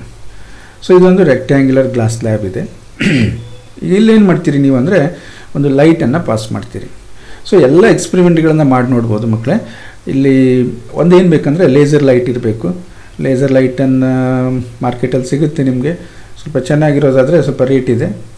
ಬಟ್ ಆ ಲೇಸರ್ ಲೈಟನ್ನು ತಗೊಂಡು ಎಲ್ಲ ಎಕ್ಸ್ಪೆರಿಮೆಂಟನ್ನು ಮಾಡ್ಬೋದು. ಓಕೆ, ಸೊ ಈಗ ಇಲ್ಲಿ ನಾವೇನು ಮಾಡ್ಬೇಕು ಹೇಳಿದರೆ, ಈ ರೆಕ್ಟ್ಯಾಂಗ್ಯುಲರ್ ಗ್ಲಾಸ್ ಸ್ಲ್ಯಾಬನ್ನು ತೊಗೊಂಡಿದ್ದೀವಿ. ಈ ಗ್ಲಾಸಿಂದು ಈ ಪೇಪರ್ ವೆಯ್ಟೆಲ್ಲ ನೋಡಿದ್ರಲ್ವ, ರೌಂಡ್ ಇರುತ್ತೆ ಲೈಕ್ ಎ ಸ್ಪಿಯರ್. ಹಾಗೆ ಈ ಸ್ಲ್ಯಾಬ್ ಶೇಪಲ್ಲೂ ಇರುತ್ತೆ ಕೆಲವು. ಇದು ಸ್ಲ್ಯಾಬ್ ಶೇಪ್, ರೆಕ್ಟ್ಯಾಂಗ್ಯುಲರ್ ಸ್ಲ್ಯಾಬ್. ಇದು ಗ್ಲಾಸಿಂದ ಮಾಡಿರ್ತಾರೆ. ಹಾಗಾಗಿ ನಾವು ಅದಕ್ಕೆ ಆ ಮೀಡಿಯಮನ್ನು ಗ್ಲಾಸ್ ಮೀಡಿಯಮ್ ಅಂತ ಕರಿತೀವಿ.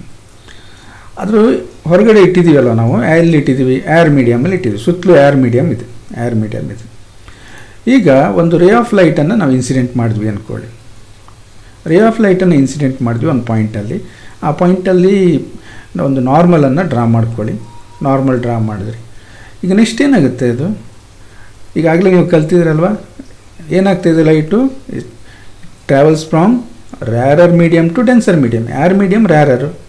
ನೋಡಿ, ಹಿಂದೆ ರಿಫ್ರಾಕ್ಟಿವ್ ಇಂಡೆಕ್ಸ್ ನೋಡ್ಕೊಂಡು ಬಂದ್ರಲ್ಲ ನಿಮಗೆ. ಯಾವುದರ ರಿಫ್ರಾಕ್ಟಿವ್ ಇಂಡೆಕ್ಸ್, ಎರಡು ಮೀಡಿಯಾಗಳನ್ನು ತಗೊಂಡಾಗ ನಾವು ಯಾವುದರ ರಿಫ್ರಾಕ್ಟಿವ್ ಇಂಡೆಕ್ಸ್ ಕಡಿಮೆ ಇರುತ್ತೋ ಅದು ರ್ಯಾರರ್ ಮೀಡಿಯಮ್. ಈಗ ಇಲ್ಲಿ ವಾಟರ್ ಮತ್ತು ಗ್ಲಾಸ್ ತಗೊಂಡ್ವಿ ಅಂದ್ಕೊಳ್ಳಿ. ವಾಟರು ರ್ಯಾರರ್ ಮೀಡಿಯಮ್ಮೇ, ರಿಫ್ರಾಕ್ಟಿವ್ ಇಂಡೆಕ್ಸ್ 1.33 ಇರುತ್ತೆ. ಸಪೋಸ್ ಇಲ್ಲಿ ನಾನು ಡೈಮಂಡನ್ನು ತಗೊಂಡೆ ಮೇಲ್ಗಡೆ ಅಂದ್ಕೊಳ್ಳಿ.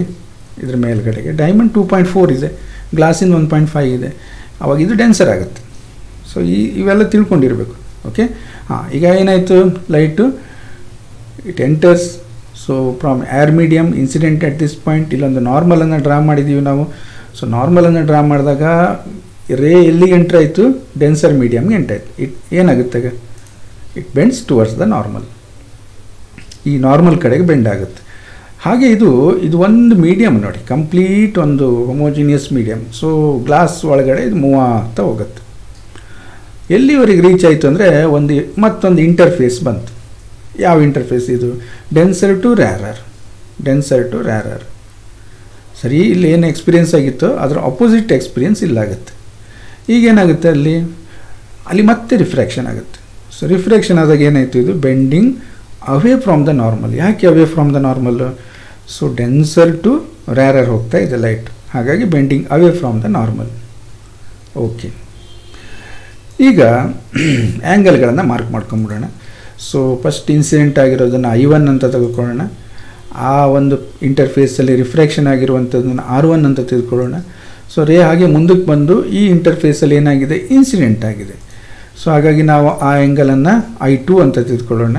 ಮತ್ತೇನಾಗಿದೆ, ಇಲ್ಲಿ ಇಂಟರ್ಫೇಸಲ್ಲಿ ರಿಫ್ರಾಕ್ಷನ್ ಆಗಿದೆ, ಆ ಆ್ಯಂಗಲನ್ನು ನಾವು R2 ಅಂತ ತೆಗೆದುಕೊಳ್ಳೋಣ. ಇಷ್ಟು ರಿಫ್ರಾಕ್ಷನ್ ಆಗುತ್ತೆ. ಸೊ ಹೀಗೆ ನೀವು ಮಲ್ಟಿಪಲ್ ಸ್ಲ್ಯಾಬ್ಗಳನ್ನ ಇಟ್ಕೊಂಡು ಕೂಡ ಎಕ್ಸ್ಪೆರಿಮೆಂಟ್ ಮಾಡ್ತಾ ಹೋಗ್ಬೋದು. ಬಟ್ ಇಲ್ಲಿ ಏನಾಯಿತು ಕೇಳಿದರೆ, ಇನ್ಸಿಡೆಂಟ್ ರೇ ಹೀಗೆ ಹೋಗ್ತಾ ಇತ್ತು, ನಮ್ಮ ರಿಫ್ರಾಕ್ಟೆಡ್ ರೇ ಹೀಗೆ ಹೋಗ್ತಾ ಇದೆ.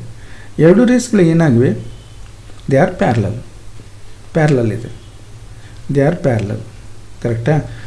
ಸೊ ಹಾಗಾಗಿ ಇಲ್ಲಿ ಏನಾಗುತ್ತೆ ಕೇಳಿದರೆ, ಈ ಒಂದು ರೇಗು ಈ ರೇಗು ರಿಫ್ರಾಕ್ಷನ್ ಆಗಿರೋ ರೇಸ್ ಇದು, but usually this is the direction of the incident ರೇ.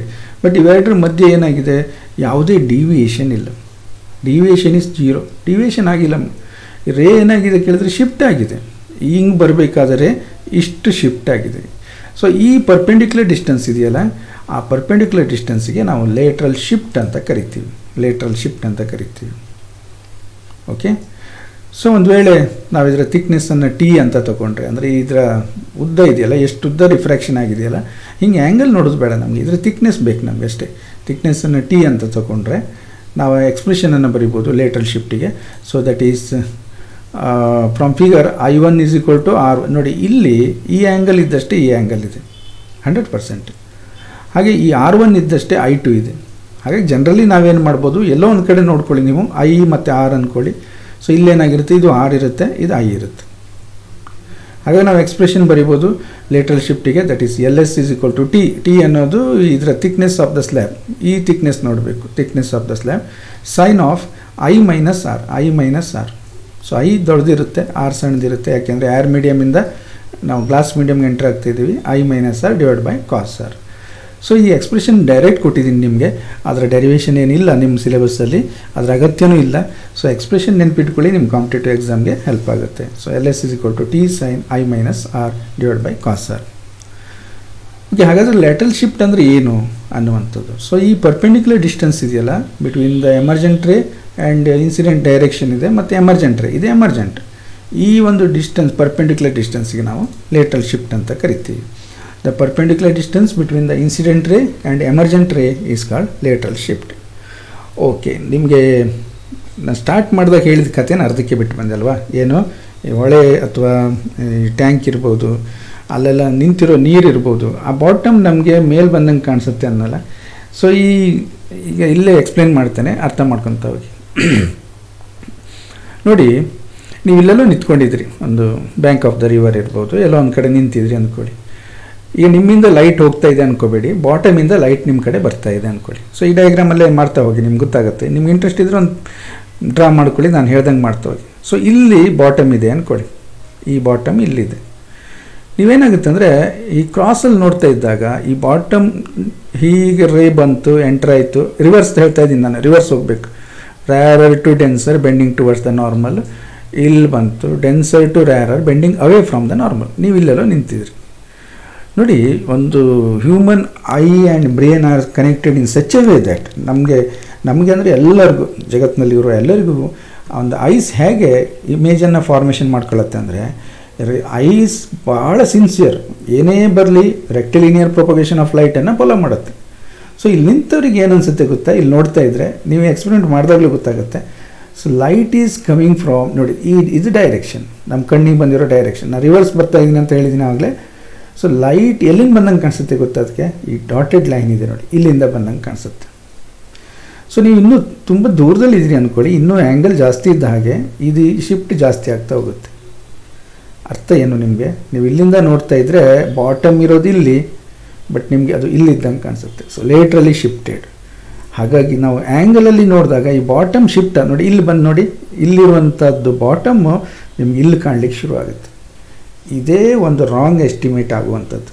ಎಸ್ಟಿಮೇಷನ್ ರಾಂಗ್ ಆಗಿ ಏನಂತೀರಿ ನೀವು, ಮಧ್ಯೆ ತುಂಬ ಡೀಪೇ ಇಲ್ಲ, ಭಾರಿ ಮೇಲಕ್ಕಿದೆ ಅಂತ ನೀರಿಗೆ ಇಳಿದ್ರೆ ಅಲ್ಲಿಗೆ ಹೋದ್ಮೇಲೆ ಗೊತ್ತಾಗತ್ತೆ. ಬಟ್ ಎಲ್ಲ ರಿಸ್ಕ್ ಅಂತ ಹೇಳಿದ್ದು. ಅದಕ್ಕೆ ಇಂಥ ಎಕ್ಸ್ಪೆರಿಮೆಂಟನ್ನು ಸೊ ನಾವು ಒಂದು ಕಡೆ ಕಲಿಬೇಕು, ಕಲ್ತಿದ್ದನ್ನು ಲೈಫಲ್ಲಿ ಯೂಸ್ ಮಾಡ್ಕೋಬೇಕು.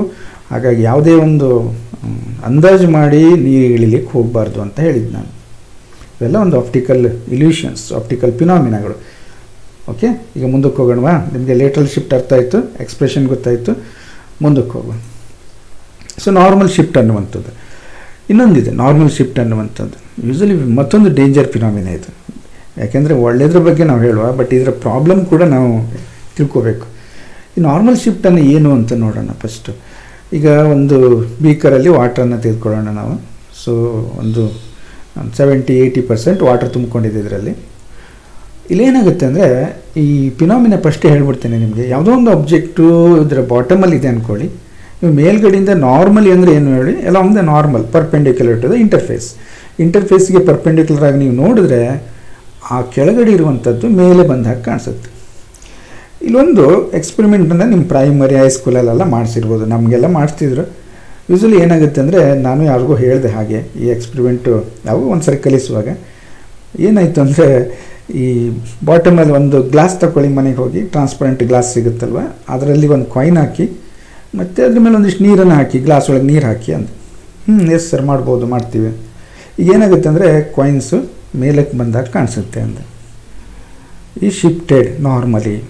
ಓಕೆ, ಎಲ್ಲ ಕೇಳಿಸ್ಕೊಂಡು ಮನೆಗೆ ಹೋದ್ರು. ಮರುದಿನ ಒಬ್ಬ ಹುಡುಗ ಬಂದು ಕೇಳಿದೆ, ಸರ್ ಇಲ್ಲ ಅದು ಆಗಲಿಲ್ಲ ಅಂದೆ.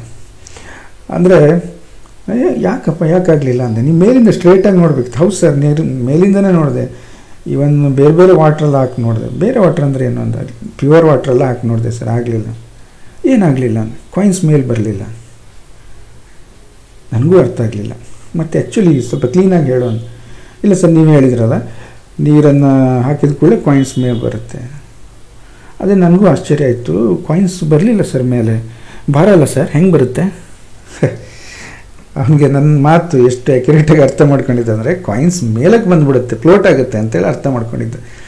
ಬಟ್ ಅದು ಕೆಲವೊಮ್ಮೆ ನಮಗೆ ಗೊತ್ತಿಲ್ಲದೆ ಈ ಥರ ಮಾತಾಡಿರ್ತೀವಿ. ಅದನ್ನು ಭಾಳ ಸಿನ್ಸಿಯರಾಗಿ ಫಾಲೋ ಮಾಡ್ಕೊಂಡು ಹೋಗಿ ಇಂಥ ಎಡವಟ್ಟುಗಳನ್ನು ಮಾಡ್ಕೋತಾರೆ. ಓಕೆ, ಇಲ್ಲೇನಾಗುತ್ತೆ ನೋಡೋಣ.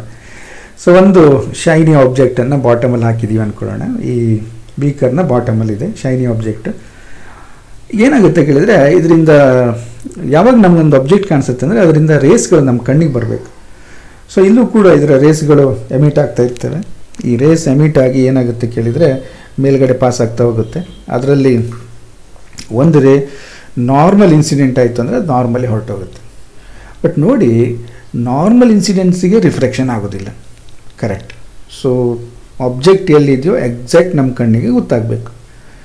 ಬಟ್ ಲೈಟಿನ ವೆಲಾಸಿಟಿ ನಿಮ್ಗೆ ಗೊತ್ತಿದೆ, ಲೈಟಿನ ರೇ ಅನ್ನೋದು ತುಂಬ ಸಣ್ಣದು. ಬಟ್ ನಾವು ಎರಡು ಕಣ್ಣುಗಳಿಂದ ನೋಡ್ತೀವಿ ಅಂದ್ಕೊಳ್ಳಿ.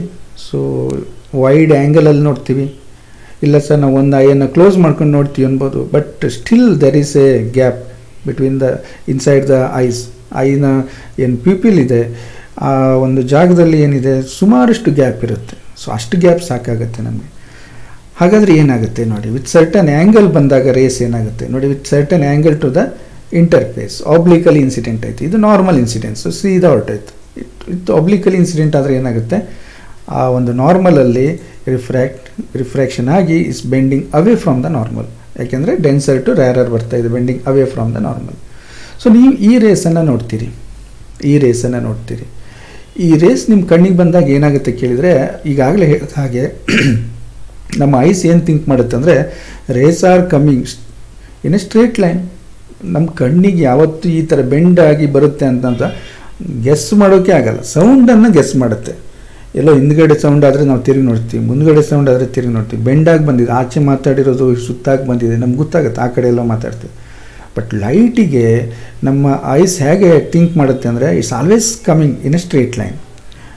ರಿವರ್ಸ್ ಆಗಿ ಥಿಂಕ್ ಮಾಡುತ್ತೆ. ಐಸ್ ಇಲ್ಲಿಂದ ನೋಡುತ್ತೆ ಆಬ್ಜೆಕ್ಟ್, ಅದಕ್ಕೆ ಏನು ಕಾಣಿಸುತ್ತೆ ಗೊತ್ತಾ, ಈ ಪಾಯಿಂಟಲ್ಲಿ ಆಬ್ಜೆಕ್ಟ್ ಇದೆ ಅನಿಸುತ್ತೆ, ರಿವರ್ಸ್ ಆಗಿ ಹೋಗುತ್ತೆ.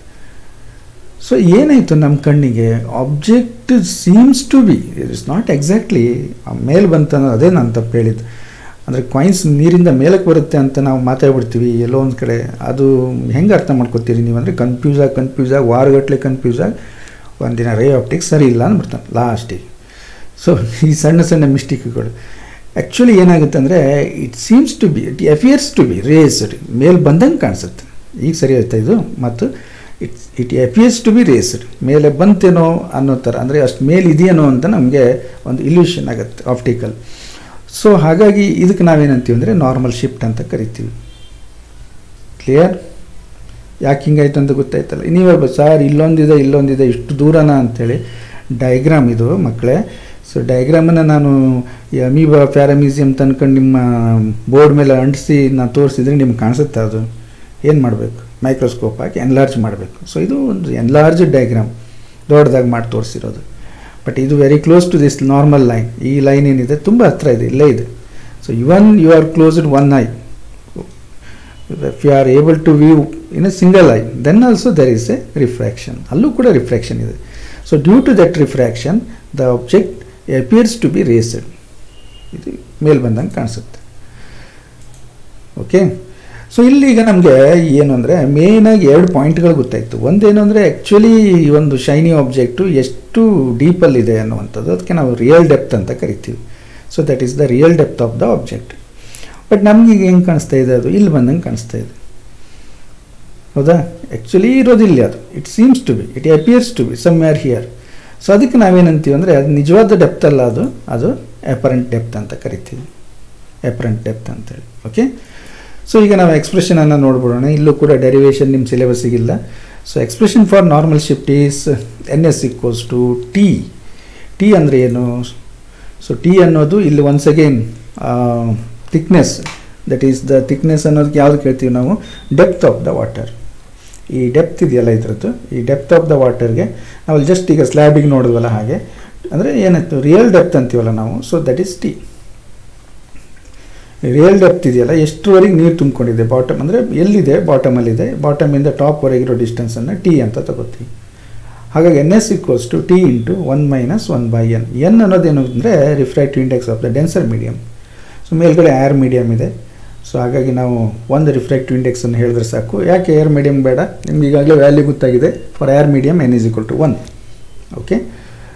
ಹಾಗಾದರೆ ನಾರ್ಮಲ್ ಶಿಫ್ಟನ್ನು ನಾವು ಹೇಗೆ ಡಿಫೈನ್ ಮಾಡ್ತೀವಿ ಅಂತೇಳಿ, it's defined as the distance through which an object appears to be shifted. ನೋಡಿ ತುಂಬ ಚೆನ್ನಾಗಿದೆ ರೀ sentence. Appears to be shifted when placed in one medium and observe from another medium. ಒಂದು ಮೀಡಿಯಮಲ್ಲಿ ಇಟ್ಟಿದ್ರಿ ನೀವು, ಇನ್ನೊಂದು ಮೀಡಿಯಮಿಂದ ಅಬ್ಸರ್ವ್ ಮಾಡ್ತಾ ಇದ್ದೀರಿ ಅಂದರೆ, ಸೊ ಈ ರೀತಿ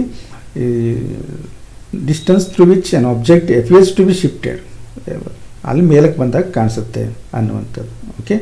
ಸೊ ಇದರಲ್ಲಿ ಇನ್ನೊಂದು ರಿಲೇಷನ್ ಇದೆ. ಏನು ಅಂದರೆ, if N is the refractive index of the medium in which the object is placed. ಆಬ್ಜೆಕ್ಟನ್ನು ನಾವು ಇಟ್ಟಿದ್ವಿ ಎಲ್ಲಿ? Water medium.